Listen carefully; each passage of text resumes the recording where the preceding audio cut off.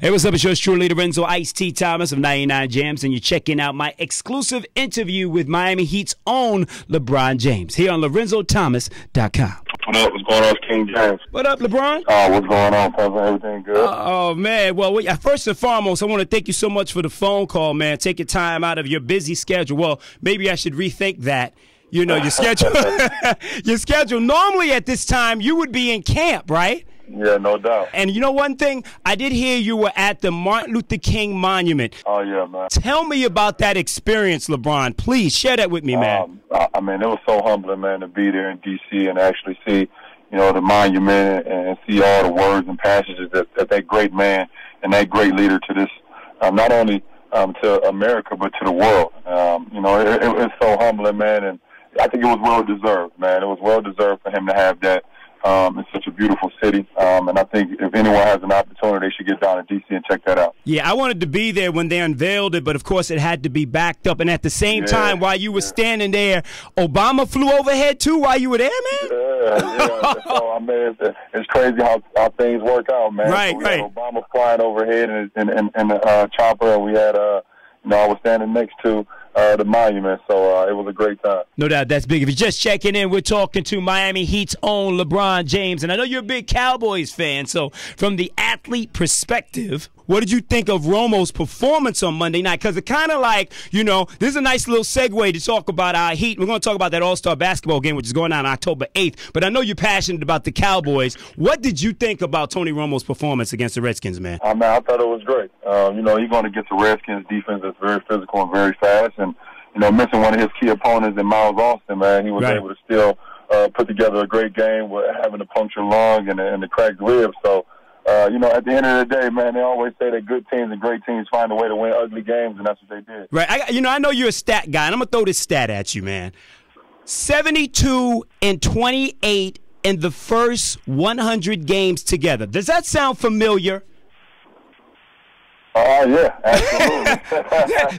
that's our Miami Heat, dude. 72 and 28. First 100 games together. And then let's talk about it. D-Wade was hurt in preseason, right? UD got hurt early.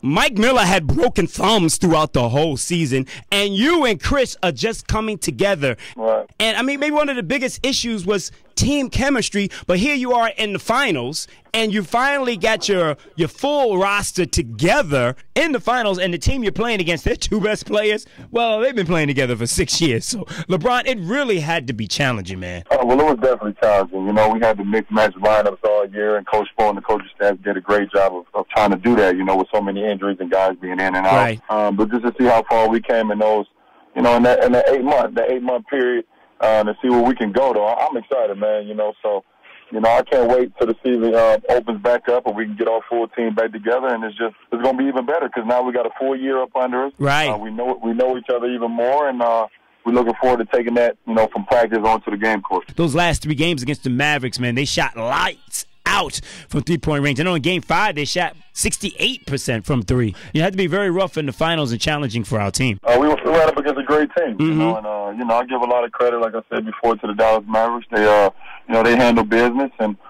you know, you use that as motivation on the next time and just try to get back there and redeem yourself. Yeah, failure could be his best teacher, man, without a doubt. Absolutely.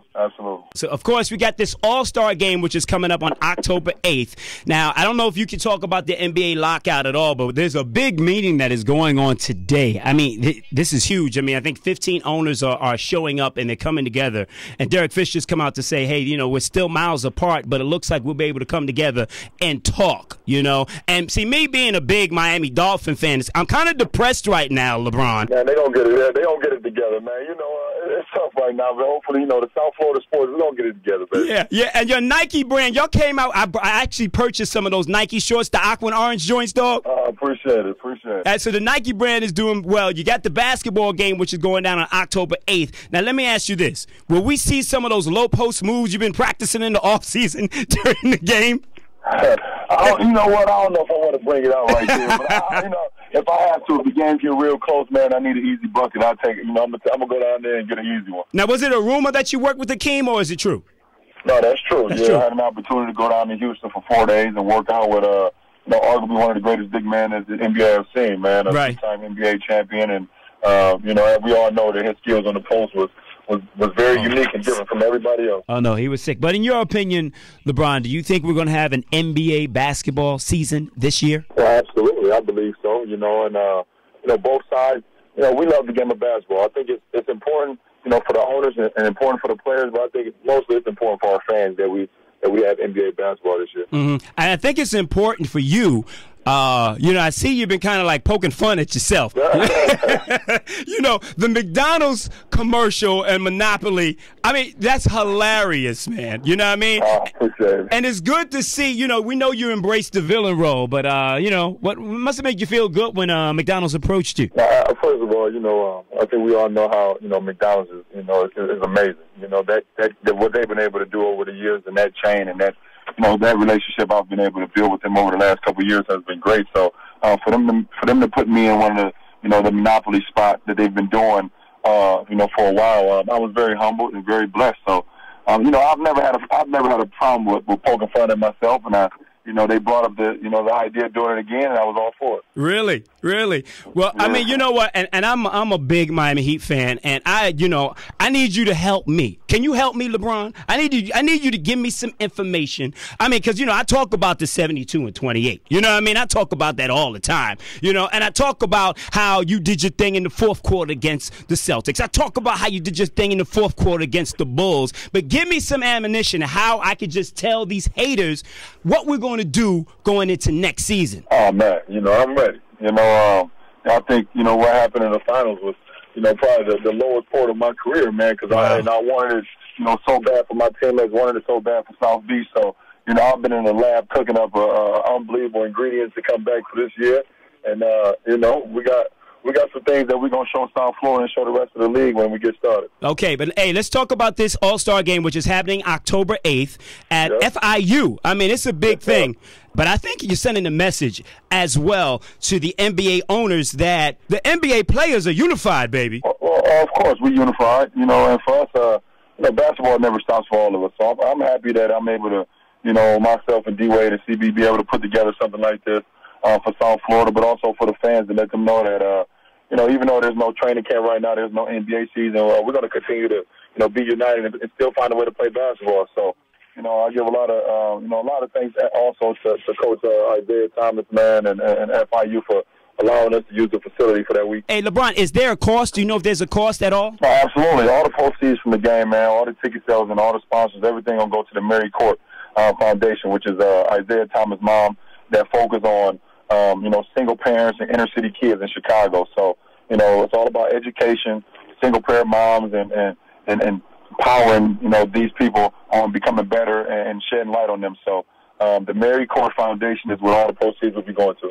Definitely is all about giving back to the community, and it's happening October 8th, FIU. Get your tickets now. If you're just checking in, yours truly, Lorenzo Ice-Tea Thomas, on the line with LeBron James. And, of course, you got that McDonald's commercial. I hear you just finished. You just wrapped a Nike commercial, so you got two of those. Yeah, are you going to be poking some more fun at yourself, huh? You know what? No, I'm not. You know, I didn't go down that road that time. You know, with Nike, we figured out how to do some great things, man. It's all about basketball and never stops. And, you know, we're going to showcase that in the spot. Okay, we're about to wrap up, LeBron, but there's something I just want to come to your defense, which, you know, when we talk about that, you know, the poking fun with the not one, not two, not three, not four, 5, 6, 7 championships, you know, what the Miami Heat organization did at that particular time was for the fans, you know. So when you and Bosh and D-Wade were on stage, you know, we all just got caught up in the moment, man, you know. Absolutely, I agree. And it was on Sun Sports. You know, ESPN patched into that and put that on nationally. Yeah, you know, it was an exciting time for South Florida, and you know, it's always, when you look back on things, there's always things that you can change, but at the end of the day, you know, you kind of live with it and move forward, and,